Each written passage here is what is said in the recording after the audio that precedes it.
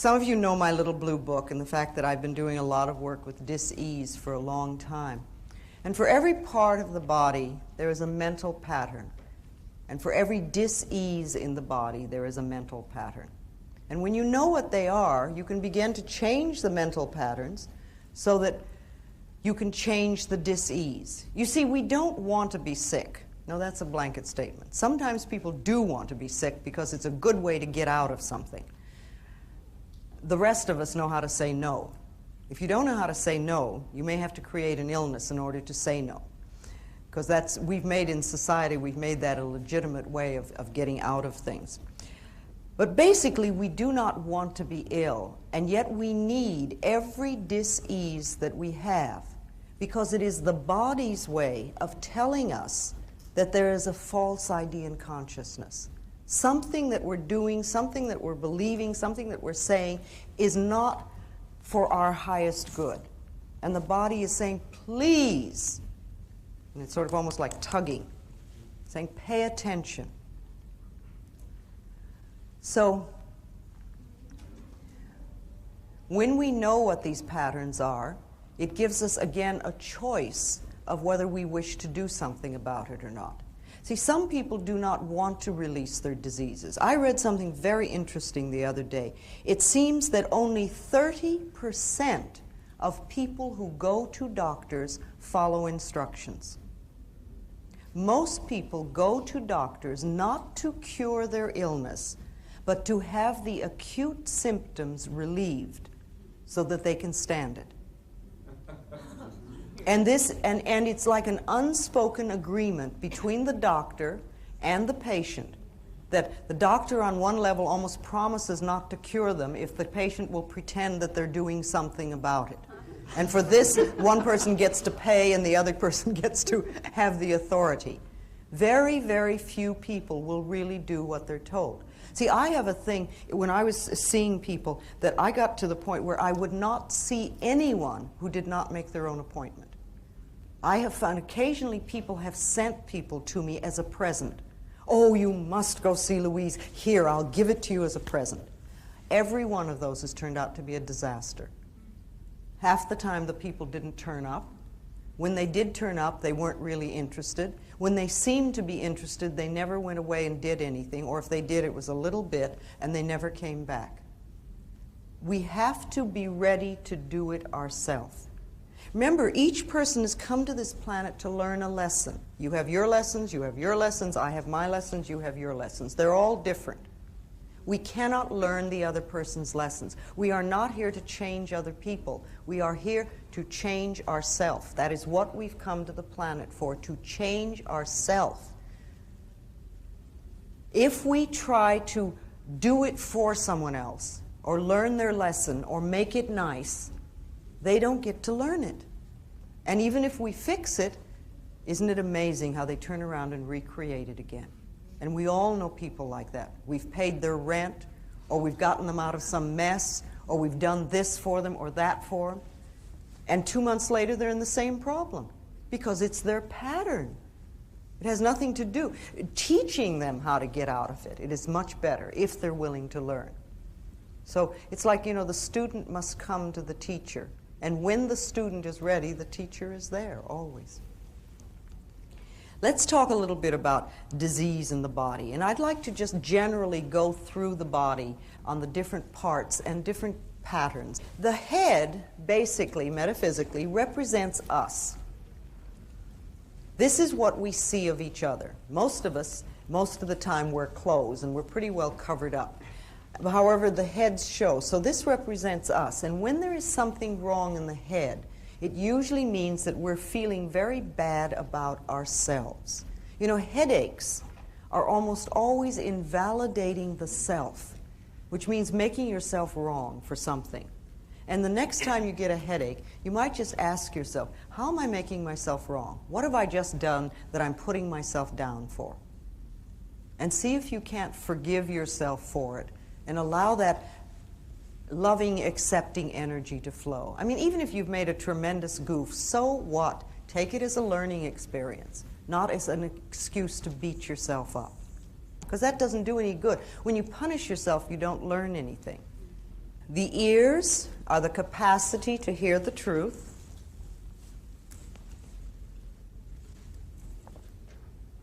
And when there are problems with the ears, it usually means that on some level we're not happy about what we're hearing.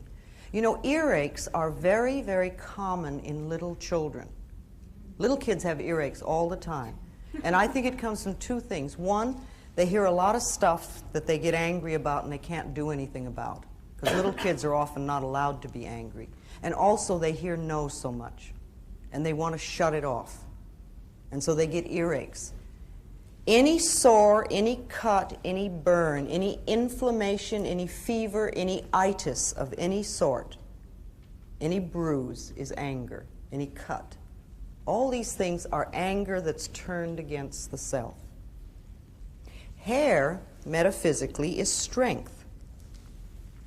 Now, it's interesting when you think about how hair grows. The hair grows through the hair follicle. And very often, when we get tight and tense and nervous, we have it started back here in the shoulders, we bring it up through the neck and over the top of the scalp, and very often we bring it down around the eyes too. But when the scalp is really tight and the hair can't breathe, then it falls over and dies. And if we keep that scalp really tight with tension, the new hairs can't grow through, and we get what we call baldness. Now, just for a moment, I would like everybody in the room to relax their scalp. Okay. Did your scalp move? You don't have to tell me, just know yourself. That means that you normally keep your scalp in a state of tension. And it might be a wonderful exercise for you about 10 times a day to just say, scalp, you can relax. Just let go. And begin to make a habit of relaxing your scalp. Tightening your scalp does not do anything in the world. Doesn't make you brighter or stronger. Won't get the girl or the guy. It doesn't lose anything. All it does is make tension for you. So let your scalp relax. The eyes are the capacity to see. And when there are problems with the eyes, it means that there's something we're not willing to see, or we're afraid to see, or we don't know how to see. It can be past or present or future. It can be part of our life or all of our life, or we can see life through two different ways. If you have astigmatism, it's like we see life in two different directions. I do not believe that the reason people begin to wear glasses is that they're getting older in middle age. I think that what happens is many people spend a lifetime of saying, I don't want to see that, I don't want to look at that, don't show me that. Don't let me see that. And remember, the eyes, the cells in the body begin to listen to what we're saying. They hear everything. And they begin to turn the sight off. When I see a little child wearing glasses, I always know there's stuff going on in that family they don't want to look at. The mouth is the capacity to break down ideas for analysis and decisions and discrimination and taste, like you would food. Teeth problems are almost always long-standing indecision. The throat is the avenue of expression. This is where we express ourselves. This is where we say, I am, and I want, and I have, and I will. This is where our creativity flows.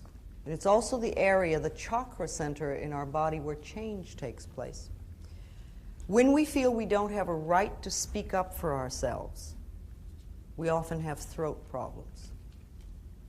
And laryngitis, sore throats are just anger, and laryngitis is literally being so mad that you cannot speak. Thyroid has to do with creativity, thyroid problems. And it's not expressing ourselves. People who have thyroid problems usually do what their mothers want, or their fathers want, or their husbands, or their lovers, or their wives, or their bosses, somebody else, but not themselves. And you could say, well, you know, there's a lot of things with thyroid and goiter in the Midwest, but then where are people more bound by what the neighbors think and the shoulds of life?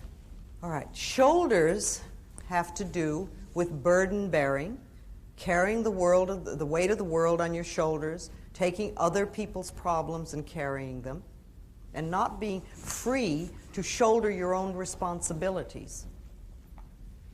However, we can make light of them. They don't have to be heavy burdens. The experiences we have in life do not have to be heavy burdens. They can be experiences.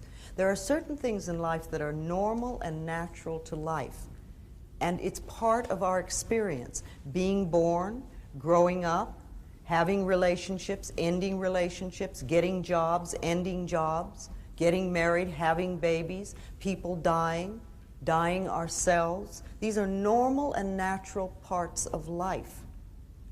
And they're experiences that we're all meant to go through so that we have that experience. Arms and hands hold and embrace ideas and events and situations and experiences.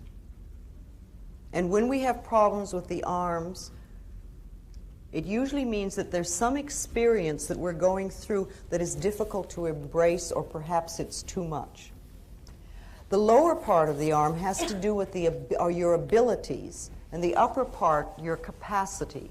Now, I've noticed something, that when people nurse someone who has been ill for a long time, they often have upper arm problems. It's like they have the ability to do it, but their capacity gets stretched, and it becomes too much, and it's almost a burden.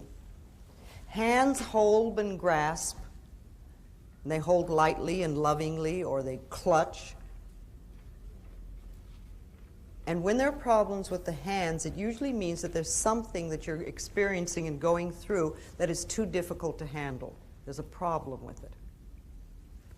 Fingers have to do with details. Our back, the back is the support of life. This is where we're supported by life, where we feel supported by life. And when there are problems with the back, it usually means that on some level we feel that we're not supported. The upper back has to do with the feeling of the lack of emotional support. It's like my husband doesn't support me, or my wife doesn't support me, my lover doesn't support me, my friends don't support me, my boss, feeling unsupported. The middle back has to do with guilt, all that stuff back there.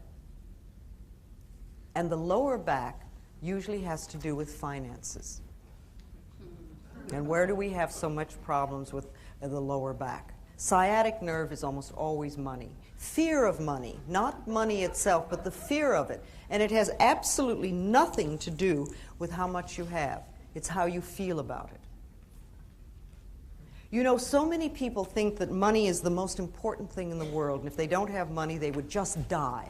But that's not true. There's a substance that is far more precious and far more important to us that we literally can't live without. What is that? Love. No, plenty of people are miserable and lonely most of their life and live. Air. Air. Your air, your breath. Your breath is the most important thing that you have, the most precious thing. If you didn't take another breath, you wouldn't last 3 minutes and you'd never get out of this room. And yet we absolutely take for granted that our next breath is there. Look at us, we're all in this room breathing, and I'm not saying don't breathe, there's not enough for me. We assume that it's there. And when we exhale, we don't think about where's my next breath coming from. Now, if the power that created us has given us enough breath to last for as long as we shall live, can we not begin to trust that the other things will take care of themselves? See, life is here for us. Life is here to support us, to take care of us, to be here for us. The entire planet has been put here for us to play with. We have everything that we shall ever need. It's already here. Only we have to know it, and we have to trust it, and we have to acknowledge it. Do you realize that there is more food on this planet than people could possibly eat? There's an incredible amount of food. Yes, it is true that there are people starving, but the food is here. There is more money on this planet than we know how to count. The money is here. Now, there are lots of people who are very broke, but the money is here. There are billions of people on this planet, and yet you will have people tell you that they're lonely. It has nothing to do with not being people. It's what we're doing with our heads. Everything is here for us. For every dis-ease on this planet, there is a plant that'll cure it. Everything is here for us. And the more we begin to trust life and acknowledge the beauty and magnificence of our own being, the more we find everything we need. It just pops up. Okay. Lungs have to do with taking in life. This is the breath of life. This is where we take in life. And we have the ability to take in just enough to get us by, or we can fill our lungs and really have all the cells in the body work well and our brain cells work well. Traditionally, for generations and generations, women have been very shallow breathers because we bought this story that said we're not good enough, that we're second-class citizens, and we began to believe that we didn't have the right to take up very much space, and we barely had the right to exist, and so we take in just enough air to keep us going. That's changing now, and it's wonderful. And one of the things that really excites me today is what's happening with women in the gyms. You know, we have worked in the fields for a very long time, but I think this is the first time that I'm aware of where women have really gone out for sports. And you see some of the female bodies in the gyms these days that go out and exercise. They are incredibly magnificent. Just wonderful. And they're taking in life and taking up space and taking air. And I think it's beautiful. So people who have lung problems, people who smoke too much, people who have emphysema and things like that, they're cutting life off. They're saying on some level, I don't deserve to exist, or I only deserve to exist a little bit. Breasts have to do with mothering and nourishment. And when there are problems with the breasts, there's either a mothering problem or a nourishing problem. It's very similar. We can over-mother people or situations or places, and then we get into trouble. However, every woman that I've come in contact with that has breast cancer does not nourish herself. It's like you give and give and give and give, and they're not taking nourishment for themselves. And of course, there is resentment about it. See, resentment is a pattern that eats away at the body and becomes cancer. Resentment and anger are very different. Anger is and you scream and yell like a baby. Babies get angry instantly, and they yell and shriek, and then they're through. And 2 minutes later, their smiles will just light up a room because they've gotten it out. What we do is we take offense at somebody for having done something that we created to begin with, because we're all 100% responsible, and we don't do anything about it, and we put it down in here and we start to let it seethe, and it boils and it eats away at us. And if we have it long enough, we can create cancer. See, diseases like arthritis are created from things, patterns of criticism. Arthritic people are always very, very critical people. Now, they may be sweet on the outside, but that means that the criticism is turned inward, and they're doing a constant negative put-down number on themselves. Fear can come out as anything from baldness to ulcers to poor feet and lots of things in between. Guilt always seeks punishment, and punishment creates pain. So if I see somebody who has pain, I know they're dealing with guilt. And if it is chronic pain, then I realize that the pattern may be so old that they're not even aware of what it is. However, I do know it has a lot to do with I'm not good enough. So we want to nourish ourselves. The heart represents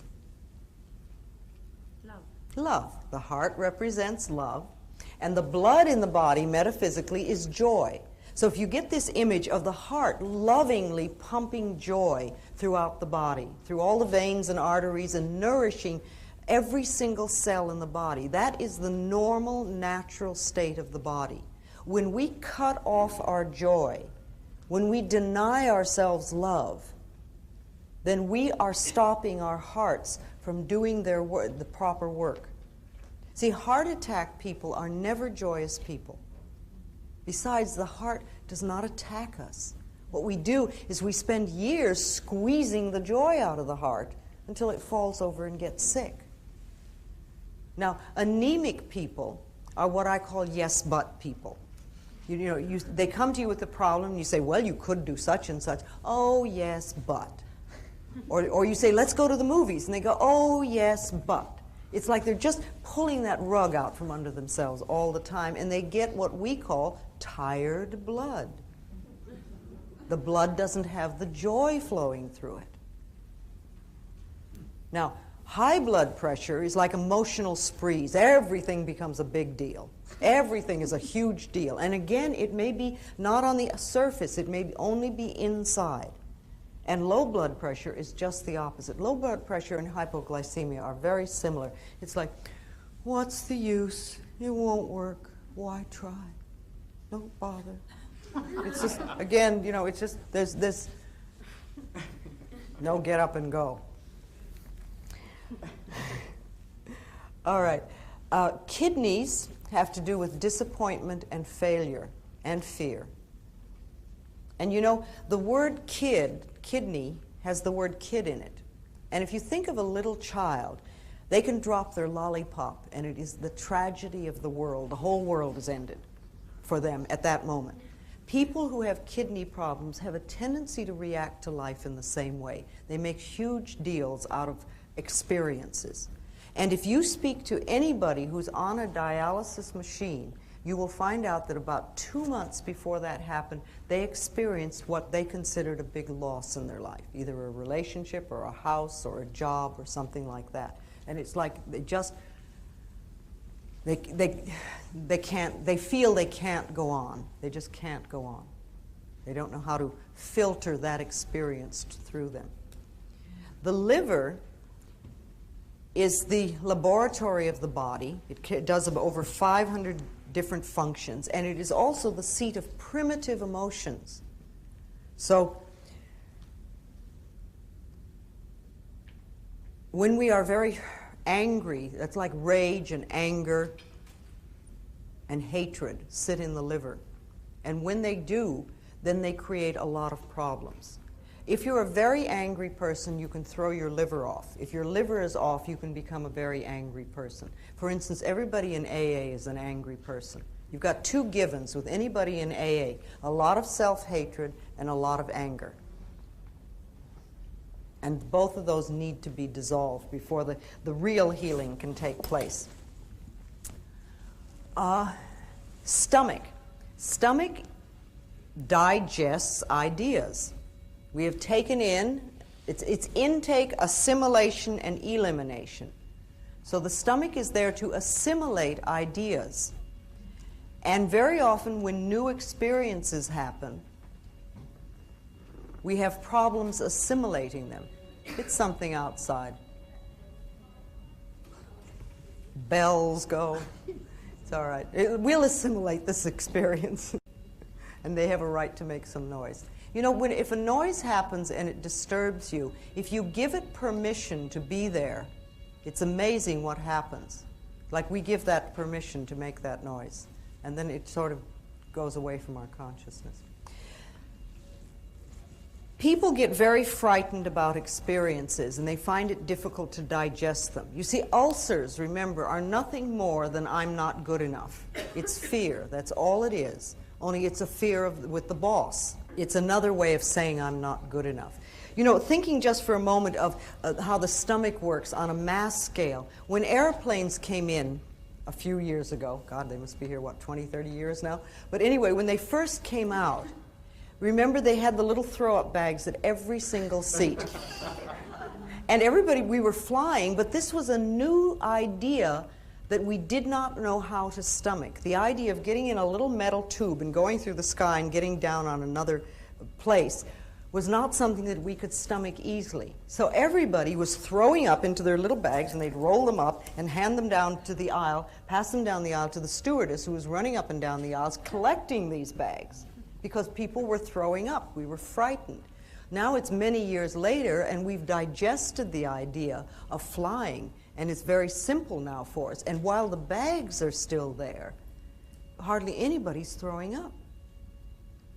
And the last time I was on American Airlines, I noticed that if you put 3 stamps on it, you could send it off and have your film developed.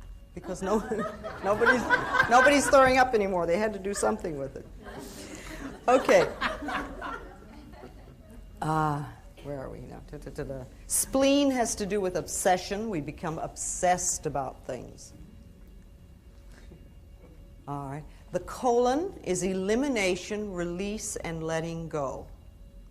And when we are constipated, it literally means that we're holding on to old shit. That's all it is. We won't let go. We won't let things release. Remember, intake, assimilation, and elimination. And I like to think of it all being in divine right order. And there are times when we stop it at different places. So people who are very constipated are usually holding on to old ideas that they don't want to let go of. They're stuck in some place. Sometimes they're very stingy people, but not always. And diarrhea is just the opposite. It's letting go of things too fast. It's fear. It's just pure fear. I remember the very first time I did a play. I did opening night on Kaopectic. A whole bottle. On the surface level, I was fine. I was having a wonderful time, and everything was wonderful. On the internal level, the little kid was shit scared, and that's exactly what was happening. And after opening night, it was fine. I didn't need that anymore. But at some level, I needed to go through that. Knees. Okay, knees are marvelous. Knees are a little bit like the neck. They have to do with flexibility. But they also have to do with bending and pride and ego. Because this is where we kneel. This is where we bend down. This has a lot to do with forgiveness, the knees. And you know, the ankle can get hurt. It's also a joint, and it heals very quickly. But the knees take a long time because they have to do with stubbornness and pride and ego and this self-righteous thing of not wanting to forgive. And that's why they take so long to heal. So if you hurt your knee, or you might think back about some time when your knee might have been sore, ask yourself, where were you being stubborn? Where were you being unforgiving, unbending? And allow yourself to just move through that. Feet have to do with understanding. This is what we stand on. This is our understanding of ourself and of life. And when we have problems with the feet, again, there's something wrong with our understanding about how we are moving forward. Now, you know, little kids come into life and you see them, they're on happy dancing feet. They jump all over the place and they run and skip and dance. And how many elderly people have we seen that move through life like this? Now, what kind of thoughts do you think a person could be thinking for years to create this? I don't know what's going on. All right. What else? Depression. Life is a burden. Nothing works. There's nothing. Is this all there is?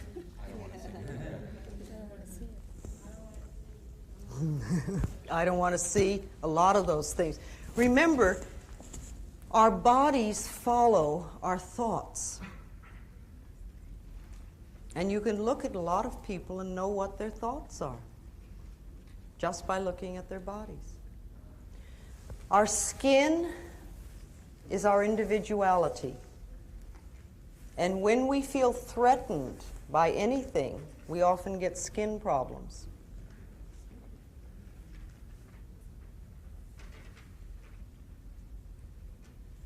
When people frighten us, we feel our individuality is threatened and the skin goes.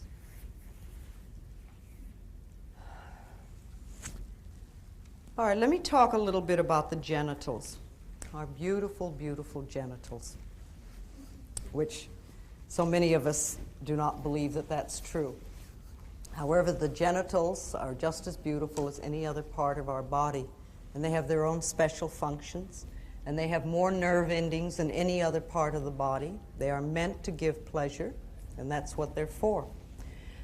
We have a lot of stuff about our genitals, and this is unfortunate because they either represent the most feminine part of ourselves, our femininity, our feminine principle, or they represent the most masculine part of ourselves, our masculinity, the masculine principle.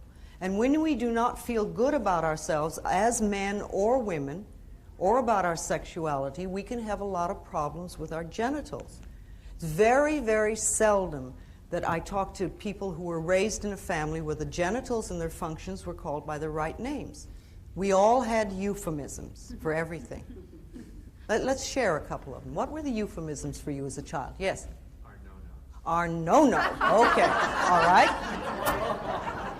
Okay. All right. Yeah, that makes you feel good, doesn't it? What else? Yes? A wee-wee. Yes? Nasty, nasty. Nasty, nasty. Boy, you must really... Okay. Yes? Down there. Private parts. Private parts. What?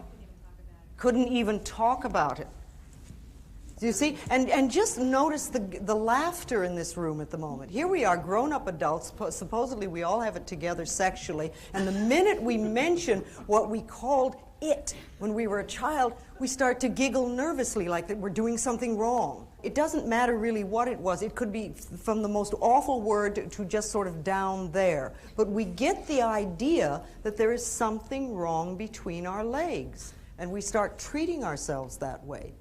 And then we wind up with all sorts of sexual problems.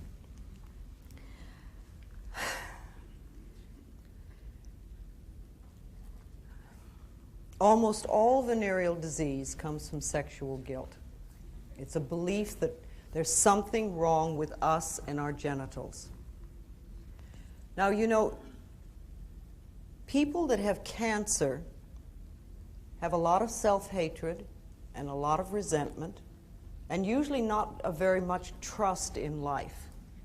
There's sort of a feeling of helplessness and hopelessness that goes with cancer. If you add to that sexual guilt, you wind up with things like herpes and AIDS. It's like the next logical step. The sexual revolution, which came about, I think, in the 60s, as I remember, was very wonderful because it helped us to get out of a Victorian mode of thinking.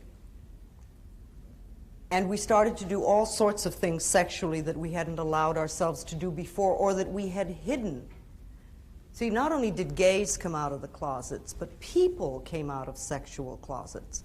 And we began to discover a lot more about child abuse and incest and all sorts of things that we hadn't been able to talk about before. And on one level, the sexual revolution was good. We got to express ourselves sexually much freer than we had before. Women could have one-night stands as well as men, and it was wonderful. However, the one thing we did not deal with was what I call Mama's God. And by that I mean what your mother believed about God when you were 3 years old is sitting right here in your subconscious mind. What did that God believe about women, about men, about homosexuality, about sex?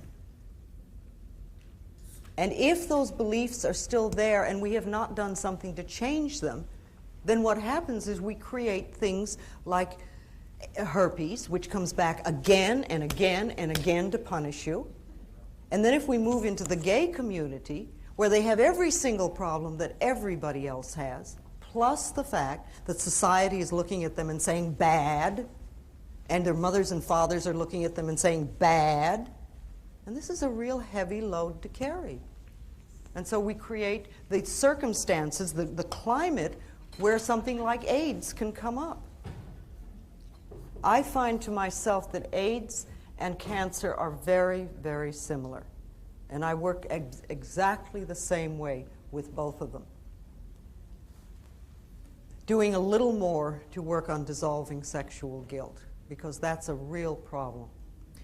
You know, if you think for a moment about the vastness of the universe, it is so incredibly big that our human minds cannot comprehend it. It is enormous. And even our top scientists with the most up-to-date equipment today cannot measure the size of the universe.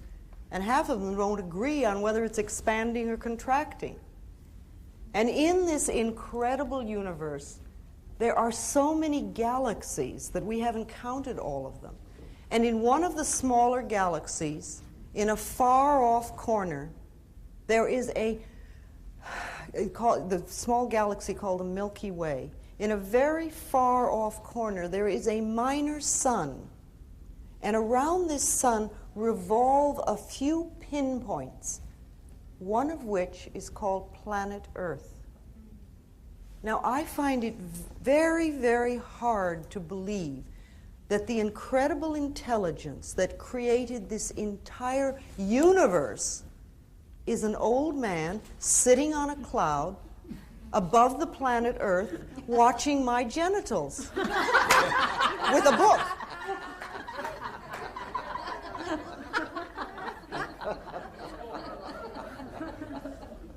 And yet it doesn't compute. It does not compute. And yet how many of us were raised to believe that? And many of us are living it. If you were raised in a religion where you were a sinner and a worm and you had a lot of sexual problems and things like that, start to reevaluate. Do some mental work to change that so that you're not still operating. You can sit down and in front of a mirror, it would be real good, look in your eyes and say, okay, now when I was a kid, this is what I was taught. But I'm not a child anymore. Now I am adult and I don't believe that. I now choose to believe. And then decide what you want your belief of God to be like. You see, if you're in a religion that puts you down, or where you are a sinner or a worm or whatever, get another religion. There are plenty of them. They all tell you that they're the only way. I think even our concept of God must support us.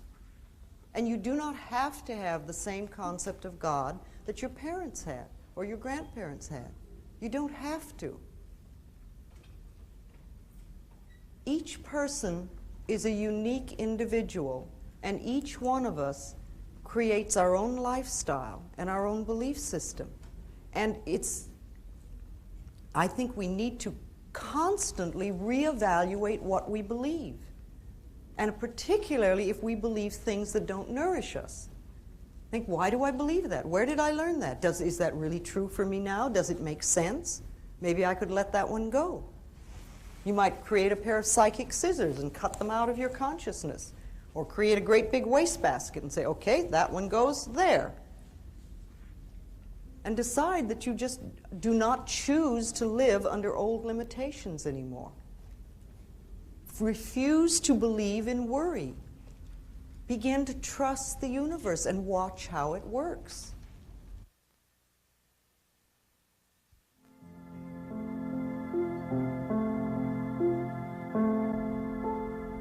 In the infinity of life where we all are, all is perfect, whole, and complete.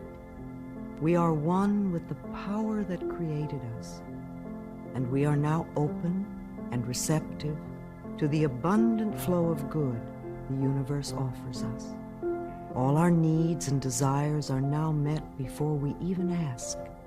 We affirm our good comes from everywhere and from everyone, and all is well in our world.